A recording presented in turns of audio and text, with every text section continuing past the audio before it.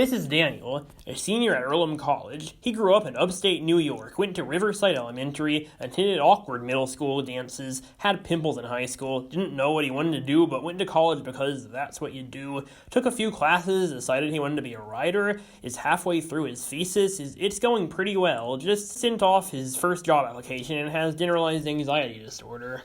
I've got plenty of time before class. Maybe I'll look at another job application. I'll just check my resume one more time. Oh no, how the hell did I miss that? This is the version I sent to Earls and Gray Publishing. The HR rep I sent it to is gonna notice it.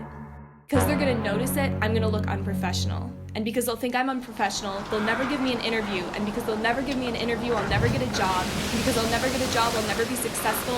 And because I'll never be successful, my parents will be disappointed. And because my parents will be disappointed, they're not gonna love me. And because they're not gonna love me, no one will be able to love me. And because no one in the world is gonna love me, I'll always be alone. I'll always be alone and I'll have no job. And it's all because of this typo.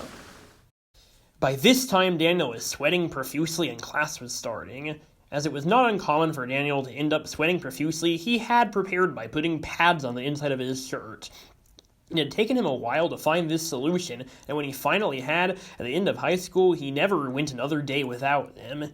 Daniel spent the rest of the class thinking about the different ways in which he would die because he had made a typo in his resume.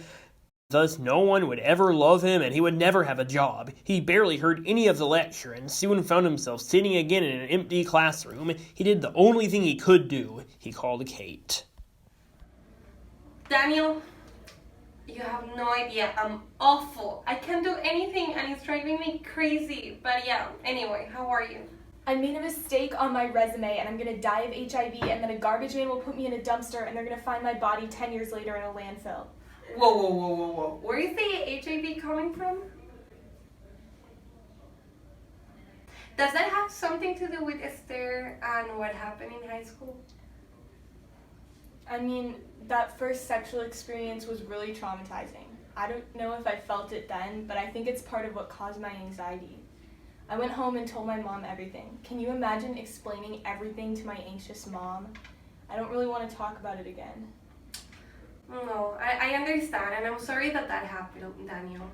I know your mom is a psychologist, but maybe you need to talk to someone else that didn't raise you, especially since your mom also got anxiety of her own, you know?